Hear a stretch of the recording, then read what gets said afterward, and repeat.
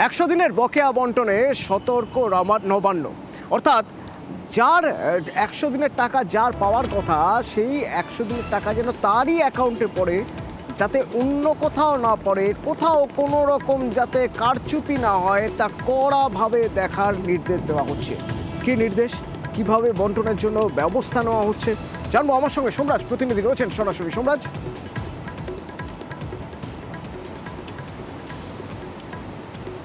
দেখো, 100 দিনের কাজের বকেয়া টাকা আজ থেকেই শ্রমিকদের দেওয়ার প্রক্রিয়া শুরু করবে রাজ্য সরকার।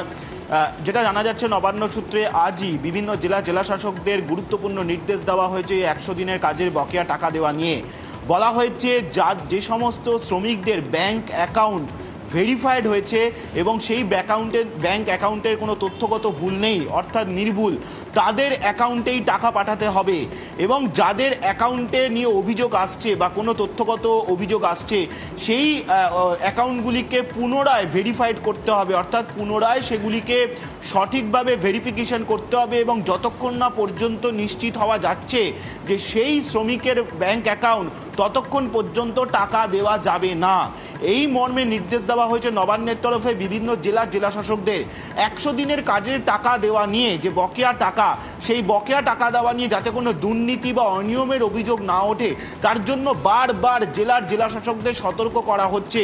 সামনেই লোকসভা নির্বাচন, তাই এই রাজ্যের তরফে যে টাকা দেওয়া হচ্ছে বকেয়া টাকা, যা কেন্দ্রের দেওয়া ছিল, রাজ্যের অভিযোগ যে কেন্দ্র সেই টাকা দিচ্ছে না। মমতা বন্দ্যোপাধ্যায় আগেই ঘোষণা করেছেন যে রাজ্যের তরফেই সেই বকেয়া টাকা মিটিয়ে দেওয়া হবে, কিন্তু সেই বকেয়া টাকা মেটানোর ক্ষেত্রেও বারবার সতর্ক করা হচ্ছে জেলা শাসকদের।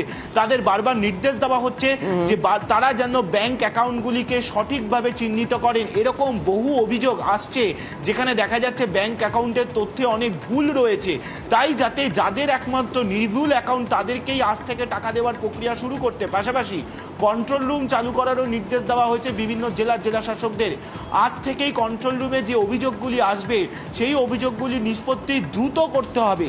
পাশাপাশি জেলা শাসকদের এটাও নির্দেশ দেওয়া হলো যে এই যে 100 দিনের কাজের বকেয়া টাকা রাজ্য সরকার দিচ্ছে, তার যে প্রচার কর্মসূচির জন্য যে মোট 8 দফা গাইডলাইন দিয়ে দেওয়া হয়েছিল, সেই অনুযায়ী প্রচার কর্মসূচিও প্রস্তুত করতে। অর্থাৎ 100 দিনের কাজের বকেয়া টাকা শ্রমিকদের দেওয়া নিয়ে যথেষ্ট সতর্ক নবান্ন। যাতে ধন্যবাদ সোমরাজ, ধন্যবাদ। আরো একটি